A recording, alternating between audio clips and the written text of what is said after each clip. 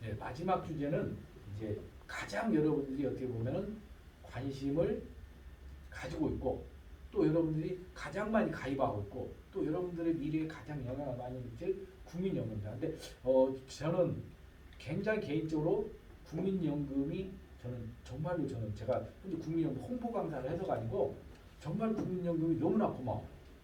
왜 그러느냐? 제가 국민연금이 아니었다면 과연 국민연금만큼의 연금을 준비했을까? 제가 88년도부터 저는 가입을 했단 말이에요. 국민연금을. 제가 가입을 할 때 있잖아요. 88년도 노태우 대통령이 이제 그때 대통령 당선될 때 전국민 국민연금 주겠다 해서 그때 자기 소득의 3% 내면은 죽을 때까지 70%를 보장해 주대요. 그러니까 완전 사기지 사기. 근데 이제 그때 우리가 가입을 했어. 그래가지고 제가 이제 다른 직장인들보다 이제 우리 저기 뒤에 있는 신보에 있는 분들보다 낸 건 적게 냈는데 연금이 많이 나오는 이유가 우리 때는 적게 내고 돈 제가 국민연금을 총 낸 게 제가 낸 게 있잖아요. 7,100만 원 냈더라고요. 낸 게 7,100만 원. 교보생명에서 쭉 다니는 동안에 7,100을 냈으니까 교보가 7,100을 내줬겠죠. 둘이 그러니까 1억 4,200을 냈어. 근데 제가 지금 아직 안 타고 있거든요. 안 타고 있는데 65세 때 되면은 한 200씩 나와. 200씩. 그러면 200이면은 2,400이죠. 1년이면. 3년이면 제가 낸 돈 다 타먹는 거야. 저는 3년만 납니다. 3년만. 그러니까 이런 상품이 없어. 이런 상품. 아니 내가 낸 돈을 3년이면 원금을 빼먹는다니까 제가. 근데 여러분들은 그런 승리를 안 나요. 왜냐면 우리 때는 조금 내고 많이 주는 시스템이 되다가 점점점 줄어들고 있단 말이에요. 그러니까 저는 국민연금을 고마워 안 할 수가 없어요. 그럼 지금 만약에 월 200을 받으려면 제가 한 달 3, 400 정도 200을 못 받아. 그러니까 정말로 국민연금 최고의 시스템인데 여러분들은 그런 혜택을 못 본다면 여러분들도 그래도 다른 거에 비해서 굉장히 좋은 제도다. 자, 왜 그러느냐? 자, 우리는 국가에서 3층 보장이라고 해서 내가 국민연금은 이제 국가에서 보장해 주는 거예요. 기본적인 생활 보장하는 거죠. 1층이죠. 아까 밑에 뭐가 있죠? 기초연금 있다고 했어요. 자, 이걸 하고 그다음에 이제 직장을 다니시는 분들은 퇴직연금 있어요. 그런데 우리 직장 다니시는 분들은 저를 부러워할 필요가 없어요. 왜? 저를보다 여러분 더 나아. 왜? 여러분들 퇴직연금이 있거든요. 저희 때는 퇴직연금이 거의 없었어요. 우리 때는 퇴직연금 2005년에 도입이 됐거든요. 근데 저희 때는 퇴직금을 중간정산을 다 시켰어. 회사들이 부담이 되니까 중간정산. 중간정산 시켜가지고 그걸 어디다 넣어놨어야 되는데 그걸 주식에다가 확 실어줘가지고 주식시장에 활활 태웠어요. 저에 태워가지고 코스피올라가 딱 빠지고 해갖고 있단 말이에요. 그러니까 그래서 없는 거예요. 근데 지금 우리 직장인들은 2012년도부터 중간정산 안 시켰단 말이에요. 그래서 이제 나중에 우리 강영구 지원장 이런 분들은 퇴직할 때는 퇴직연금 꽤 나올 거예요. 그러니까 요거에다 요게 되니까 저보다 더 나올 수도 있어요. 따지면. 자, 거기에다가 여러분들 개인 보장으로 개인연금 가야겠죠. 자, 그러면 우리가 노후 준비라는 걸 생각할 때, 재무 준비를 생각할 때 저는 항상 이 표를 얘기합니다. 이 표. 그러니까 제가 48살 때 교보생활 딱 그만두고 나와가지고 딱 머릿속에 생각했던 게 이 표였어요. 이 표. 무슨 말이냐면 딱 나왔는데 없는 거예요. 소득이. 근데 이제 나오기 전에 큰 돈을 딱 쳤단 말이에요. 우리 와이프한테 내가 한 달에 최소 500을 주겠다고. 그러면 교보에서 받던 것보다 훨씬 적지만 그건 줘야 되겠더라고요. 근데 받기 그렇게 추운 걸 몰랐어 내가. 근데 500 정도는 내가 벌 수 있다고 생각했어요. 500 정도는 그러니까 전혀 세상을 몰랐어요. 세상을. 나와보니까 500 벌려면은 그 24시간을 풀로 뛰어야 되겠다고 제가 보니까. 그래서 저는 바로 복직해서 그때 제가 딱 느꼈던 게 내가 다음에 혹시 교보를 나오게 되면은 여기를 500 정도 만들어 봐야 되겠다 생각한 거예요. 근데 500 만들기 정말 힘들어요. 왜 맞벌이면 이게 가능해. 맞벌이. 근데 저같이 혼자 벌어서 하는 거는 저는 기초연금 없잖아요. 그죠? 안 나오잖아요. 그럼 국민연금은 제가 만약에 지금 그나마 늦게 타니까 그렇지. 만약에 제가 62세부터 타거나 57세부터 탔으면 57세부터 한 120만 원도 안 나와요. 그럼 국민연금을 일단 늦게 타야 돼. 그죠? 늦게 타려면 어떻게 해야 돼? 일을 오래 해야 돼. 오래. 늦게 타려면 일을 오래 해야 되잖아요. 자, 그 다음에 저는 퇴직연금이 없어요. 아예 빵원이야 퇴직연금이. 자, 그 다음에 개인연금. 그나마 제가 조금 준비된 게 개인연금이 제가 이제 뒤에서도 설명드리고 있지만 저는 이제 교보생명 나왔잖아요. 교보생명에서 옛날에 교보가족연금이 뭐냐면 교보생명 직원들만 가입할 수 있는 상품 만들었어요. 그때. 그래가지고 그것을 가입을 시켰는데 그때 제가 자발적으로 가입했겠어요? 엄청 요구하면서 가입했어. 직원들 피 빨아먹는다고. 근데 그때 그 상품이 뭐냐면 일반 금리보다 1%를 더 줬어. 1%. 근데 그때는 금리가 워낙 높을 테니까 그게 하나 눈이 안 보여. 그래갖고 가입했다가 한번 해야겠어. 그래갖고 또 뭐 부장 이상 안 오면 안 된다고 또 가입한 거야. 그때 뒤에. 근데 그때는 무조건 보험회사 또 교보생명에서 또 반을 내줬어요. 반을. 그러니까 내가 낸 돈에 또 반을 또 교보가 내줄 거야. 지금 나 미친놈이 그거 더 했어야 되는데 자 그래가지고 제가 하다가 제가 이제 퇴직이 가까웠는데 보니까 이게 좋은 상품이에요. 그래서 콜센터 알아보니까 증액이 가능하잖아요. 증액이. 그래서 이제 제가 이제 보너스 같은 거 증액을 막 해서 부었어요. 증액을. 그리고 제가 가입하면 최징형이라고 갖고 이제 매년 그 금액이 1년에 5%씩 올라가는 거예요. 그 지금 내가 굉장히 좋은 거죠. 자 그렇게 해서 제가 해가지고 지금 연금을 타고 있어요. 지금 연금을 한 올해는 한 580 정도 이제 나오는데 제가 이제 또 새로운 설치 알게 됐어요. 이것도 하면 안 되는데 그냥 여러분한테 해주고 뭐냐면 이걸 저는 지금까지 탔거든요. 탔는데 이걸 제가 안 타고 있으면 이게 안 타면 1%를 더 줘요. 제가 탈 때까지. 그 제가 딱 계산하니까 얼추 계산하니까 내가 90까지 살면 한 6억 5천이 나오더라고. 그래서 아 우리 애한테 이건 하나 줘야 돼. 올해부터 안 타려고 그래. 솔직히 올해부터. 이게 보험회사가 재판에서 쳤어 이게. 원래 보험금은 무조건 2년 안에 타가야 되는데 고객이 의도했거나 의도하지 않았거나 한 번 가입한 상품을 안 탄 거에 대해서는 탈 때까지 계속 복리를 쳤죠. 이게 복리로 가기 때문에 그래요. 그러니까 저는 아주 그 귀여운 돈이죠. 저는 귀여운 돈인데 제가 옛날에 교보생명에 있을 때 상담했던 고객이 자녀들이 17세, 15세 때 가입을 했어요. 연금을. 피보험자로 15세 넘으면 가입을 했거든요. 걔들 앞에 5억씩 넣어놨어. 5억씩. 5억씩 넣어놨는데 정확히 10년 뒤에 온 거예요. 이분들이. 왔는데 얼마가 됐냐면 10억씩 돼 있어요. 5억 넣어놓은 게. 정확히. 따블이 됐어요. 그 이분들이 이걸 애들 앞으로 돌려주겠다는 거야. 계약자하고 수익자를 바꾸죠. 왜? 세금 내고 증여세. 그게 피보험자가 언제부터 연금 타냐면 65세부터 타요. 걔네들 때 25, 27이었대요. 그래서 계산을 해보니까 그 20억이 처음에 10억 있잖아요. 5억 5억 두 개니까 이게 360억이 되더라고. 360. 근데 내가 볼 때 얘네 65세 때부터 안 타잖아요. 얘네 안 타면 거기다 또 1%더 붙잖아요. 내가 계산하니까 5천억이라고 봐요. 5천억이. 5천억. 내가 볼 때 그분들 안 탈 것 같아. 안 탈 것 같아. 그러니까 보험회사가 완전히 지금 화약고를 안 거든요. 화약고. 일본에서 그래서 망한 거 일본에. 그러니까 옛날에는 그때 그 연금들이 12%짜리 있거든. 그때 시중금리가 12%야. 그러니까 7.5 줘도 보험사에서는 남는다고 생각해 이렇게 적응이 될지 모르는 거예요. 근데 이게 확정금리인데 그 상품들이 2002년도가 되면 다 없어졌어. 다. 그러니까 지금은 다 변동금리예요. 변동금리. 그래서 제가 뭐 저는 정확히 통계를 모르는데 제가 왠지 관심이 있어 볼까 실제로 유지한 사람들이 보험사마다 많지 않더라고. 다 해야 돼 보면 다. 그래서 개인적으로 개인연금 중에 그래서 지금 최근에 삼성교보에서 5% 보장하는 연금이 나온 게 있어요. 5% 보장하는 연금이라서 그런 것들 여러분들 가입해 놓으시면 좋아요.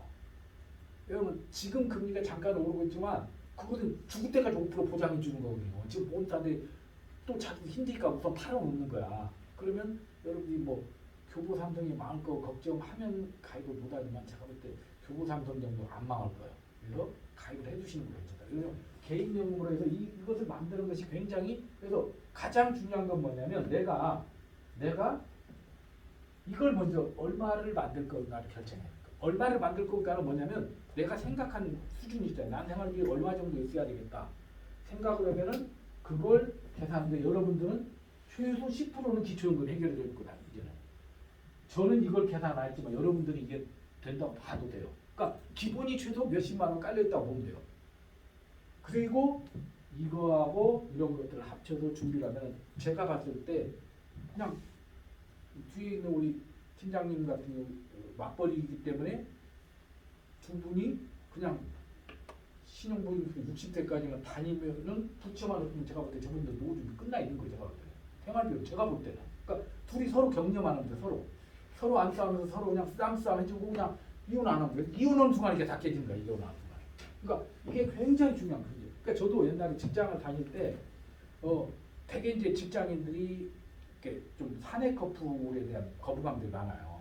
특히 남자들이. 왜 그러냐면 자기의 이게 좀 비밀이 이렇게 보장이 안 되잖아요. 풀도 뭐 그래가지고 다 뽀록나 버리니까. 그리고 또 뭐 보너스 받은 것도 삥도 못 치고 오잖아요. 근데 맞벌이 부부의 좋은 점이 그러기 때문에 돈을 모아요. 서로 삥을 못 치니까 모아.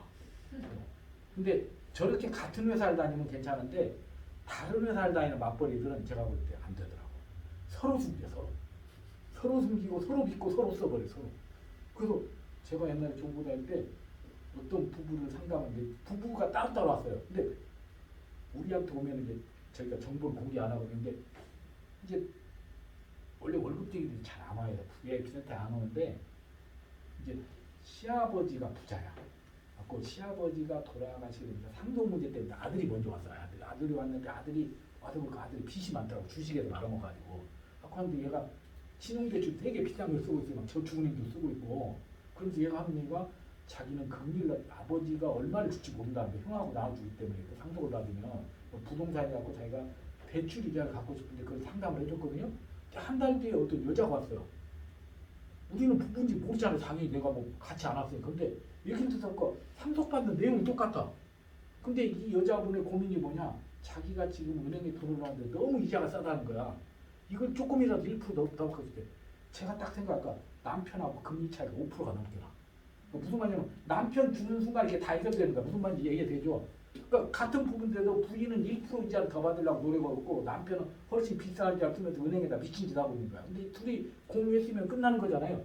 근데 얘기를 못 하주면 할 수가 없지. 야, 이런 경우도 있겠다. 그런 생각이 들더라고. 그래서 의외로 보면 맞벌이 부부가 다른 회사에 다니시는 분들이 돈을 많이 못 모아요. 왜 그러냐면 그런 것 때문에 서로 믿어버리니까 둘이 서로 공유를 하면은 차라리 그 대출이자 갚는 게 훨씬 몇백 이익이잖아요. 연간만 해도.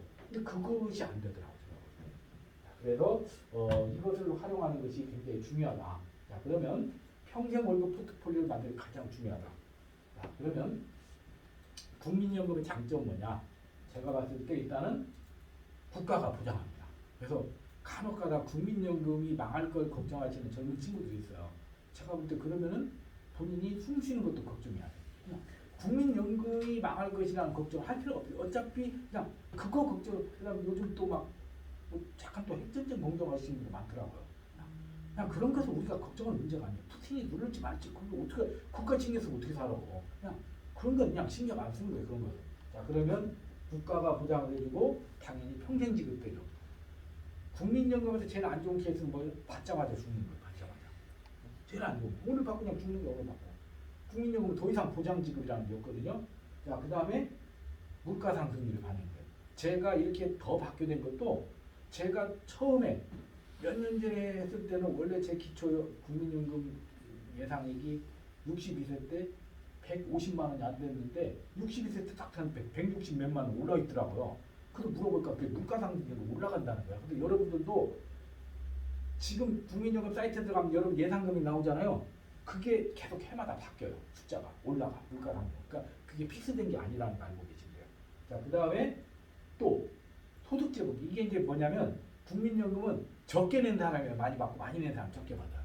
그래서 소위 하위계층이 많이 나와요. 그래서 그 얘기는 무슨 말이냐? 여러분들 국민연금 많이 받으려면은 직장을 그만두고 소득이 조금이라도 있을 때 조금이라도 내는 게 좋다는 얘기예요. 소득제도제가 있으니까. 자, 그리고 또 혹시 내가 안 내는 게 있으면 추납이라고 해가지고 지금 무슨 말이냐면 아까 제가 처음에 가입했을 때는 조금 내고 많이 받는 거였잖아요. 근데 제가 그때 만약에 실직에서 안 냈어. 그러면 그때 거 제가 내면은 돈은 지금 내는데 수익률은 옛날 거로 인정해줘. 무슨 말 이해되시죠? 그래서 추납제도를 활용하면 굉장히 좋다. 추납제도. 자, 그리고 또 우리가 연금을 탈 때 조기에도 탈 수 있지만은 늦게 탈 수도 있어요. 뒤에서 설명드릴 거예요. 근데 그런 것들을 활용하면 좋겠다. 그리고 또 크레딧 제도라고 있어요. 크레딧 제도 뭐냐면 여러분들 연금 이제 우리 기 팀장님은 이제 연금 좀 더 나오게 돼요. 애기 나고 하면은 그러니까 2008년 이후에 애 나면은 이렇게 출산 크레딧이라고 또 연금이 이제 올라가요. 조금 연금액이. 그리고 이제 2008년에 군대 갔다 오시면 그러니까 강원도지점 군대 한번 더 갔다 오시면 또 나와요. 더 나옵니다. 자, 그리고 또 뭐 있느냐? 이제 또 직장인들이 60세 이전에 그만두면은 실업 크레딧 해가지고 또 1년 동안 연금액을 국가가 내주면서 인정해주는 이런 제도들이 있어요. 그래서 굉장히 국민연금이 좋은 제도들이 많고, 오늘은 제가 여기서 너무 시간이 없기 때문에 많이 못 하는데 이것도 제 유튜브에 가면은 국민연금 꿀팁 10가지 해갖고 거의 구독이 안 돼 있어요. 그래서 들어가서 보시면 돼요. 정말 꿀팁이라 하는데 사람들이 안 보니까 방법이 없어요. 방법이. 자, 그러면 국민연금의 단계별 활용전략은 뭐냐? 가입 단계에서는 무조건 가입 기간을 늘려라. 자, 저는 정말로 국민연금 지금 내고 싶어 미치는데 못 내요. 왜? 사학연금 가입자는 국민연금 낼 수가 없어요. 그래서 제가 국민연금 멈춘 거예요. 내고 싶은데 못 내요. 그러니까 다른 공적연금 가입자는 못 내요. 근데 만약에 여러분이 직장을 그만두고 내가 뭐 사업하거나 하더라도 낼 수 있어요. 아셨죠? 가입 기간을 늘릴 수가 있다. 그리고 아까 추납 크레딧 활용하라 했죠. 그리고 부부가 만약에 뭐 가정주부다. 그러면 따로 가입하면 돼요. 따로 부부가 함께 가입하면 돼요. 그 다음에 또 수령 단계에서는 당겨받기 미리 받는 거야. 미리 받으면 중에서 설명드렸지만 1년 당겨받을 때마다 6%씩 줄어요. 6%씩. 근데 늦게 받으면 1년에 7.1% 늘어나는 거예요. 제가 아까 160 몇만 원, 200만 원 바뀌는 이유가 3년을 늦추니까 그렇게 늘어나는 거예요. 3년을 늦추니까. 자, 그래서 이렇게 바뀌는 거다. 자, 그리고 이제 세 번째 조합 단계라는 것은 내가 이제 뒤에서 이건 설명드릴게요. 자, 그럼 이제 그림으로 설명드리면 첫 번째 가입기간 늘리기인데, 자, 예를 들어서 홍길동 씨하고 이순신 장군하고 지금 같이 살고 있는데 홍길동 씨는 99,000원씩 내요. 10년간 내요. 그럼 내는 돈은 총 1,200 정도 내죠. 이 사람이 연금을 얼마 타냐면 18만 2천 원씩 타요. 한 달에. 그러면 이 사람이 뭐 한 30년 타면 꽤 많이 타겠죠. 자, 그런데 이 사람이 아니 난 99,000원씩 10년 내는 것보다 20년 내겠다. 기간을 이렇게 2배 늘리면 연금액이 거의 2배로 늘어나죠. 낸 돈은 한 달씩 내는 돈 똑같은데 연금액이 거의 2배로 늘어나. 기간 늘리면. 그러면 이 사람이 한 달에 17만 2천 원씩 더 타요. 그러면 이 사람이 한 25년만 더 산다고 하더라도 거의 5,200을 더 타는 거야. 얼마 더 내고 1,200 더 내고 5배 줍니다. 5배. 무슨 말 이해되겠죠? 그래서 국민연금 무조건 길게 내라. 길게. 아셨죠? 길게. 금액을 많이 내는 것보다 길게 내는 게 중요하다. 그래서 참고로 있잖아요. 자녀분들 18살 되잖아요. 18살 되면 애들 국민연금 가입시킬 수 있어요. 임의 가입이라고 가입시킬 수 있어요. 그러니까 애들 앞으로 펀드 가입시키지 말고 국민연금 통장을 만들어줘. 통장을 한 10만 원짜리 부모가 대주다가 지가 직장 다니고 그렇게 하면 이 기간이 길어지잖아요. 그게 굉장히 오히려 재테크로 다 들어갑니다. 애들 앞으로 뭐 다른 거는 것보다. 자, 그 다음에 반납 추납 활용하는 거 아까 보니까 제가 얘기했죠. 88년도 98년도는 내가 낸 돈 대비 70% 줬어. 근데 지금은 이제 거의 40%대잖아요. 그러니까 옛날 것을 내가 내면은 굉장히 수익률이 올라간다. 아셨죠? 이거 활용하면 되고. 세 번째는 뭐냐면, 자, 국민연금을 저 같은 저를 예를 들어 제가 62세 때 받는데 만약에 제가 100만 원 받을 수가 있어요. 100만 원을. 자, 그런데 제가 만약에 이것을 당겨 받으면 57세 때 받으면 얼마밖에 안 나고 70만 원. 왜? 1년에 6%씩 주니까. 자, 그러면 중요한 건 이게 그 다음에 76으로 늘어나는 게 아니에요. 한 번 받은 금액이 픽스돼서 계속 가는 거예요. 무슨 말 이해되시죠? 그래서 한 12년만 지나면 늦게 받은 것보다 훨씬 손해를 보기 시작해요. 그때부터는. 자, 그런데 반대로 늦게 타면은 5년을 늦게 타면 136만 원. 그러니까 1년에 7.5% 나니까. 근데 우리나라는 7.2%잖아요. 일본은 8.4%씩 주고. 그러니까 일본은 어마어마. 근데 일본 사람들은 그래도 지금 늦게 탄다 별로 없대. 일본이 금리가 0%대잖아요. 근데 8.4%씩 된다니까 1년 늦추면 뭐 우리보다 더 금리가 높아 걔네가. 근데 걔네들은 그래도 다 제때 탄대. 이해가 안 돼 나는. 그래서 이렇게 해서 늦게 타는 방법과 이렇게 선택하시면 돼요. 근데 중요한 건 이걸 할 때는 무조건 늦게 타는 게 좋은 건 아니에요. 왜? 그때 가서 내 건강을 봐야 돼요. 그죠? 내가 만약에 건강하고 만약에 뭐 안 좋은 질병에 걸려도 하면은 빨리 타는 게 낫겠죠. 그다음에 집안의 여력 같은 거 봐야 되겠죠. 우리 장수 이력 같은 거 봐야 되겠죠. 이제 그런 거 여러 가지를 고려해서 할 필요가 있다. 자, 그다음 이제 연금을 어떻게 조합할 거냐. 자, 예를 들어보겠습니다. 맞벌이에요. 둘 다 국민연금을 가입했어요. 그러면 예를 들면은 저 같은 경우에 남편 같은 경우는 60세부터 탄다. 왜? 60세부터는 거의 소득이 없잖아요. 그럼 일찍 타면은 소득이 연금이 줄겠죠. 대신에 부인은 언제부터 탄다? 한 70세부터 탄다. 부인은. 그러면 요때까지는 좀 일을 하면서 버티다가 부부가 같이 나오면은 이때부터 쭉 생활하겠죠. 그러면 남편이 한 부인보다는 동갑이지만 먼저 가시겠죠. 대부분이. 자, 그러면 아니 뭐 여러분들 뭐 결혼하신 분들 여자분들 몇 분인데 남편 안 가는 것도 다 알아서 가요. 알아서 먼저 가. 자, 그래서 가면은 그때 되면 유족연금이라고 이렇게 맞벌이일 때는 30%만 더 줘요. 30%. 유족연금 원래 60%인데 30%만 줘. 그럼 요거 하고 해서 이제 혼자 사는 거죠. 그렇게 생활하면 되죠. 자, 그런데 이제 이런 경우도 있어. 아마 이런 케이스도 많을 건데, 자, 예를 들어서 남편은 공무원이야. 근데 부인은 또 일반 국민연금을 가입했어. 그럼 어떻게 할까요? 남편은 65세부터 쭉 공적연금 타요. 공적연금 타고 돌아가시면 남편은 이때부터 공적연금 60%가 줘요. 그러면 국민연금 때는 30%만 주지만 공적연금 그대로 준다면 60%. 자, 그리고 부인은 70% 사면 이 두 경우는 굉장히 해피하겠죠. 자, 가장 좋은 케이스. 이 케이스가 제일 많을 거예요. 자, 부인은 개인연금을 가입하고 남편은 국민연금을 가입하는 거예요. 이제 이런 케이스가 많을 거예요. 그러면 부인을 피보험자로서 개인연금 가입하는데 개인연금을 어떻게 알아? 종신형을 해라. 왜? 종신형이라는 건 죽을 때까지 주는 거예요. 근데 확정형을 하게 되면 내가 아무리 금리가 높은 상태에서 확정만 받고 끝나기 때문에 종신으로 하는 것이 좀 유리하겠죠. 종신으로. 그래서 남편 죽고 나면 그때 또 유족연금을 받는다. 그래서 각자 푼에 따라서 내가 그러려면 뭔가 내가 언제까지 일할 건지 고민해야 되겠죠.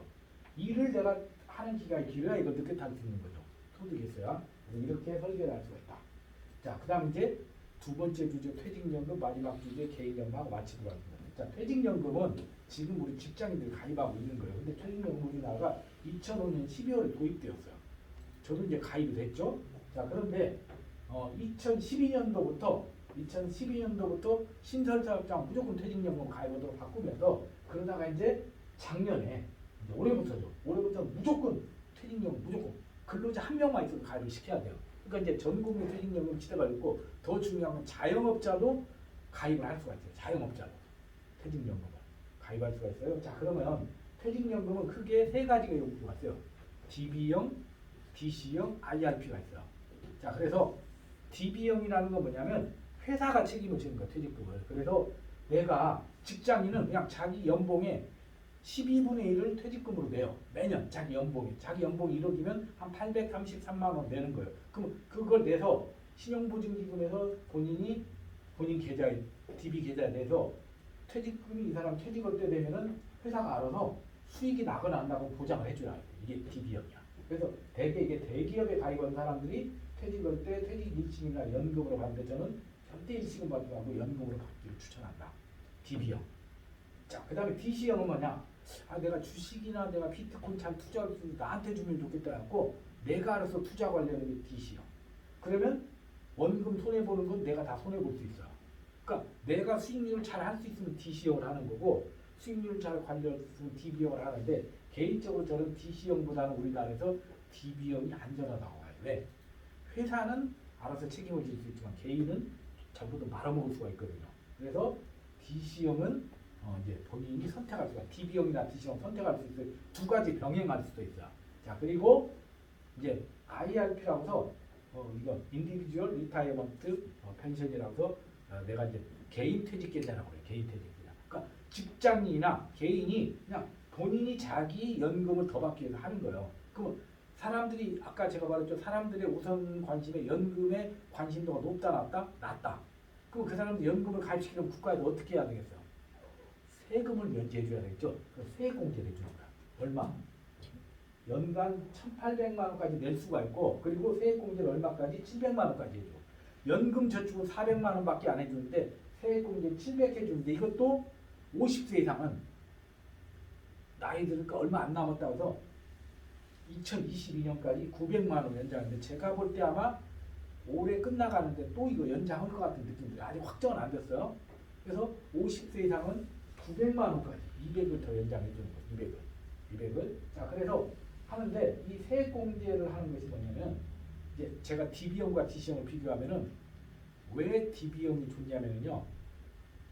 지금 만약에 연봉이 1억인 월급쟁이가 있다고 할게요. 연봉이 1억이면은 12분의 1이면 한 800만 원 되거든요. 한 달에 퇴직금으로 800을 쌓는 거야. 800을. DB형이나 DC형이나. DB형은 회사가 쌓는 거고 DC형 개인이 쌓는 거예요.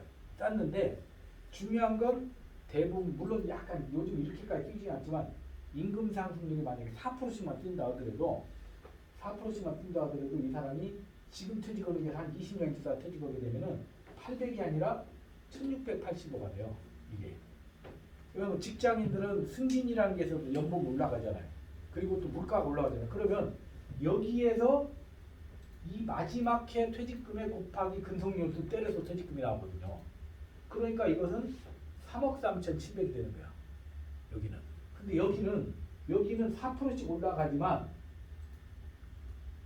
물가 상승률은 반영되지만 투자 수익률은 내가 책임져야 돼. 그럼 이게 얼마냐면 2억 3천이에요. 그러면 3억 3,700과 2억 3천이면 정확하게 1억 정도 차이 나거든요. 그럼 1억을 내가 투자 수익으로 내가 늘릴 수 있는 자신 있을 때 하는 거예요. 이게. 무슨 말인지 이해되죠? 그러니까 대기업을 다니고 특히 대리나 과장 이렇게 직급이 낮으신 분들은 무조건 DB형이 유리하다. 왜?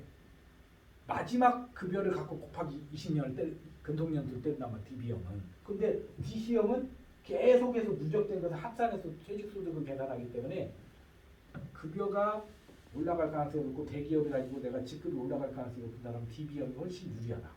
DB형. 그래서 이제 이걸 제가 비교를 해서 설명을 드린 거고요. 자, 그 다음에 이제 세제적격 연금.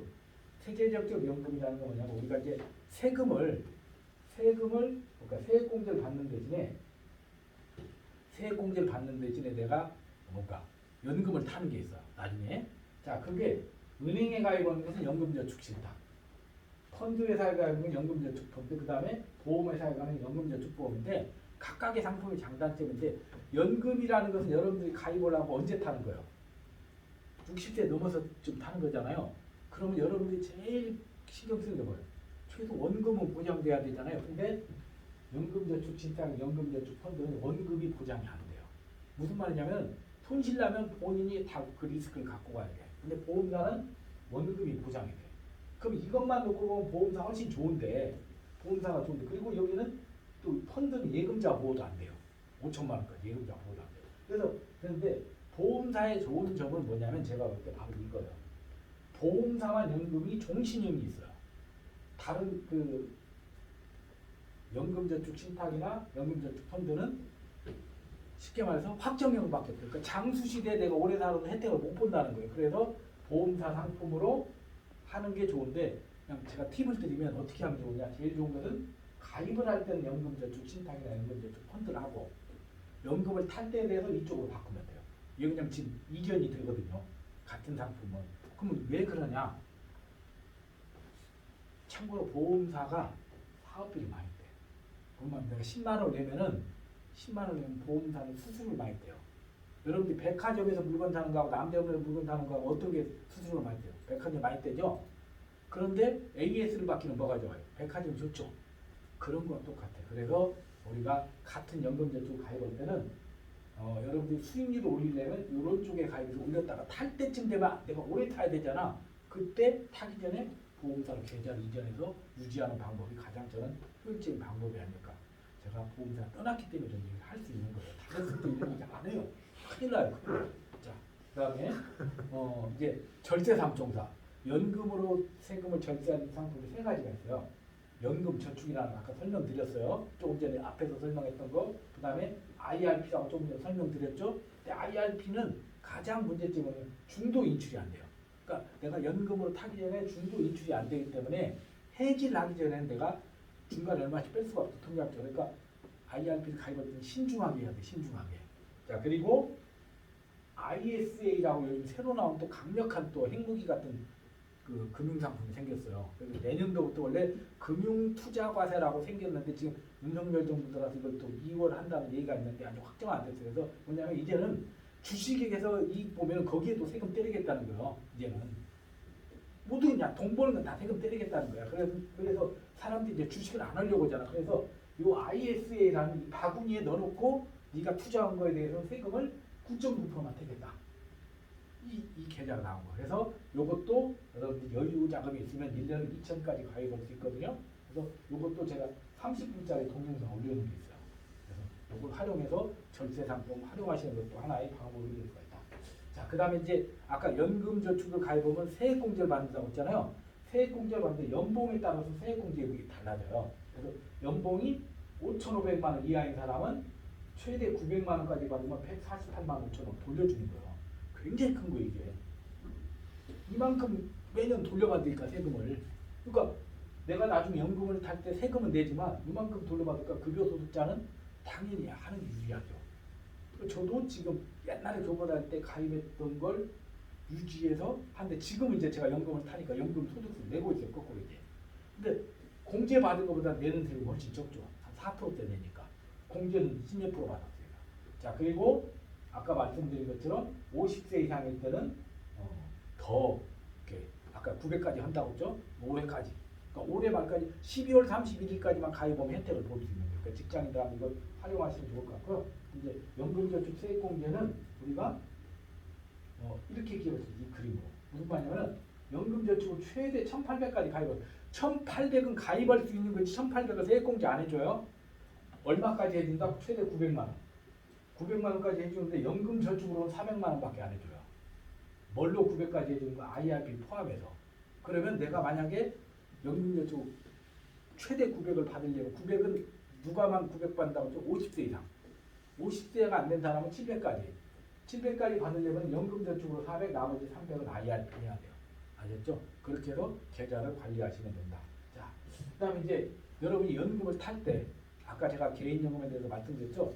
연금을 탈 때 여러분들이 연금을 내가 확정연금으로 탈 수도 있고 종신형으로 탈 수도 있어요.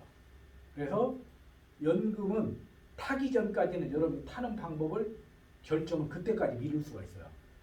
무슨 말인지 알겠죠? 연금을 내가 가입을 해놓고 타는 것은 여러분들이 연금 타기 전날 바꿔도 돼요. 그런데 예를 들어서 지금 이게 교보생명 건데 교보생명 건데 30대 남성이 한 달에 30만 원씩 내요. 10년간 내요. 그럼 총 내는 게 3,600이죠.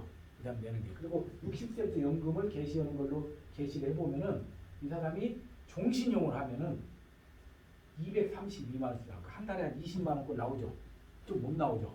자, 그런데 이것을 이 사람이 확정형으로 하면은 30년 확정형으로 하면 252만 원. 무슨 말이냐면은 얘는 종신토록 타는 대신에 확정형보다 연간 20만 원씩 적어요. 제가 이 얘기는 뭐냐면 현실적으로 놓고 보면 아직까지는 남자가 90세 이상까지 계속해서 살 확률이 그렇게 아직 높진 않아요. 그렇잖아요. 우리가 여러분들 남자 90세 이상 사시는 분들 거의 드물어요. 통해 선생님 이런 분들 몇 분 빼고 없어요. 거의 아직까지 없어요. 100세 시대라고 하지만 여자는 많은데. 그러니까 무조건 우리가 종신형이 좋다고 볼 수는 없고 이건 지금 결정할 게 아니라 만약에 우리 강영구 지원장님이 만약에 연금을 탈 때 되면은 그때 내가 타기 전날 가서 설계해보고 확정형 연만직을 해갖고 그때 내 건강 상태 여러 가지 고려해서 판단을 해주면 된다. 아셨죠? 꼭 종신형 유리하다고 볼 수가 없다. 꼭 이걸 비교해서 하시면 돼요. 자, 그리고 이제 우리가 연금을 탈 때는 연금을 축적을 먼저 해야죠. 국민연금이나 퇴직연금이나 개인연금을 쌓아놨다가 탈 때는 어떻게 한다 이제 연금 형태로 전환해서 주택연금도 활용하고 직지연금도 활용하고 이런 것들도 활용하는 방법이다. 자, 마지막으로 이제 두 개만 설명드리고 마칠게요. 자, 그러면 내가 이제 연금을 타는 방법 어떻게 타는 게 좋으냐? 내가 항상 생활비가 일정하다고 보는 거예요. 나는 퇴직하면은 한 달에 200씩만 있으면 좋겠다. 그러면은 내가 국민연금과 종신연금을 쭉 그냥 같이 받으면 매월 똑같은 금액을 받고 죽을 때까지. 이건 국민연금도 죽을 때까지 나오고 종신연금도 죽을 때까지 나오니까. 그런데 이건 어떤 리스크가 있어요? 내가 갑자기 큰 병이 걸려서 큰 돈이 필요할 때 그런 돈이 비상자금이 따로 있어야 되는 거죠. 자, 이런 이제 방법이죠. 두 번째 방법은 뭐냐? 나는 지금은 처음에는 한 월 200 있어야 되지만 점점 나이 들면 질병 치료비도 있으니까 300, 400 올라가야 된다 이렇게 생각하는 사람도 있겠죠. 에스컬레이트식으로. 그러려면 어떻게 해야 되니까 내가 국민연금을 종신토록 받고 연금을 60세에 타는 거, 65세에 타는 거, 70세 타는 거 이렇게 한 3개쯤 가면서 에스컬레이트식으로 연금에 올리는 방법이죠. 이게 굉장히 잘하는 플랜인데 문제는 돈이 많아야 되죠. 그죠? 그림은 좋은데 자 반대가 있어. 반대. 나는 60세 때는 화끈하게 쓰지만 그 다음부터는 가늘고 길게 쓰겠다 이런 사람도 있죠. 그러면 어떻게 해요? 국민연금을 먼저 쭉 가입해놓고 확정연금으로 해서 한 5년 타먹고 하나 가입해서 7년 타먹고 이런 식으로 해서 하는 방법이에요. 각자의 상황에 따라서 연금의 수령 시기를 조정해서 하는 방법도 아셨죠? 자 그러면 이제 강의를 정리를 하면서 여러분들에게 또 가장 중요한 게 지금 우리가 이제 이 수업을 이제 우리가 이제 7주차잖아요. 저는 중간고사가 없어요. 중간고사 없는 대신에 여러분들이 이제 개별 발표를 합니다. 그래서 이것은 제가 이제 지금 뭐 찍건데 찍으셔도 되는데 다음 주 여러분들 교환 보낼 때 이거 보내드릴 거예요. 자 그러면 이거 뭐냐? 자 이 수업을 듣는 분 18분이요. 지금까지 18분 저는 본 일이 없어요. 뭐 오페라 이렇게 아무도 안 나오고 못 보는데 아무튼 18분 지금 어디선가 아무튼 숨어서 보고 있어. 보고 있는데 이 18분이 제가 채점을 해야 될 거 아니에요. 그래서 18개 제가 주제를 만들었어. 금융과 관련돼요. 그래서 제가 다 해드리면 좋으나 여러분들이 이 18개 중에 주제 중에서 나한테 입맛만 하는데 예를 들어 어떤 분이 막 펀드 3명이 달라들어서 인기가 좋아갖고 안 돼요. 무조건 한 개씩만 해야 돼요. 그래서 어떻게 하느냐 이걸 그래도 오늘 여기 오신 분들이 유리하니까 오늘 그냥 단톡방에 바로 지금 올리면 돼. 내가 지금 올리면 돼. 내가. 그래서 근데 중요한 건 뭐냐? 뭘 올려야 돼? 먼저 이걸 정하셔야 돼요. 하는 걸 정하고 우리가 발표를 언제 할 거냐? 11월 5일, 11월 12일, 11월 19일 날 할 거예요. 자, 그런데 이것도 전부 15일, 12일 날 할 때 이것도 안 돼. 그래서 어떻게 하냐? 6명씩 이렇게 할 거예요. 6명씩. 그러니까 제일 먼저 내가 발표할 주제 정하시고 그 다음에 나는 뭐 예를 들어 비과세 저축보험 하는데 11월 5일 날 하겠다. 예를 들어서 정무성 하면은 끝나는 거예요. 정무성이 딱 깃발 꽂는 거예요. 무슨 말인지 알겠죠? 그걸 그래서 오늘 강의 끝나면 바로 제가 요걸 단톡방에 올려드릴 때까 거기다가 그냥 밑에 쭉쭉 다 넣어주시면 돼요. 그래서 여러분끼리 접치면 서로 뭐 저기 가위바위보로 결정하든지 아니면 결정해갖고 조정해서 해서 한 사람이 그러니까 한 주에 6명씩 발표하니까 한 사람이 한 15분 정도에서 20분 정도 해주시면 돼요. 파워포인트. 그럼 이걸 왜 하느냐? 여러분이 여기에 대한 주제를 18개를 하면은 이걸 다 모아서 여러분한테 다 드릴 거예요. 여러분 18개 주제에 대해서 자료를 갖게 되는 거예요. 원래는 제가 책을 선정해서 하려고 책을 하면 좀 부담이 될 것 같아서 이걸로 하니까 18개 그리고 나름대로 최근에 이슈가 되는 그 상품을 했으니까 참고를 하시면 되겠습니다. 자 이제 정리하면서 마치도록 하겠습니다. 자 우리가 그 비행기를 여러분들 이제 지금 해외여행 이제 다시 이제 부활해갖고 많이 하고 있잖아요. 저도 이제 한 3년 정도 해외여행을 못 한 것 같은데 자 이제 우리가 해외를 가면 이제 비행기를 타고 가잖아요. 그러면 비행기를 딱 할 때 비행기가 가장 사고가 많이 나는 때가 있잖아요. 이륙할 때가 아니라 착륙할 때래요. 착륙할 때. 비행기 사고의 그 80%가 착륙할 때 나고 대형 사고가 안 돼요.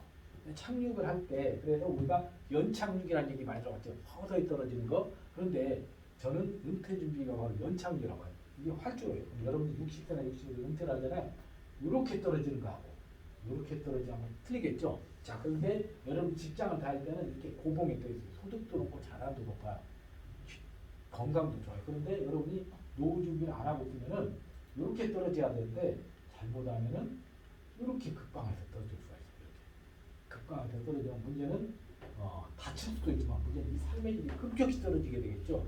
그래서 천천히 지금도 준비하면서 올해 나한테 맞게 준비해서 뭐 오늘 제가 1시간 반 했는데 이게 여러분 노후 준비에 엄청난 인사이트를 드리는 건 아니지만 저는 하나의 마음을 갖는 것도 굉장히 중요합니다. 그래서 제가 항상 제가 강의 때 얘기하잖아요. 인디언 석담에 준비는 아무도 빌려주지 않는다. 그러니까 모든 거 지식은 주고 다 할 수 있는데 준비라는 거 이거 누가 하는 거다? 내가 하는 거다. 그러니까 얘기를 듣고 끝나고 그냥 고개만 끄덕끄덕 한 사람과 바로 실천한 사람과 준비는 달라집니다. 그래서 여기 계신 분들은 이미 노후 준비는 저는 굉장히 잘 돼 있다고 해요. 왜? 대학원에 여러분이 자신에 대한 투자가 저는 가장 큰 도움이라고 보거든요. 그렇지만 또 나머지 여러분 건강이나 또 여가 또 뭐도 재무적인 준비에 여러분이 훨씬 연착륙 멋진 제 3막 시대를 완충을 할 수 있도록 하도록 하겠습니다. 또 다음 주에는 저희가 보험을 활용한 또 보장 설계 전략이라는 주제로 그때도 오프라인으로 그대로 진행하도록 하겠습니다. 주말 잘 보내시고 또 다음 주에 건강하신 모습을 뵙겠습니다. 마치겠습니다.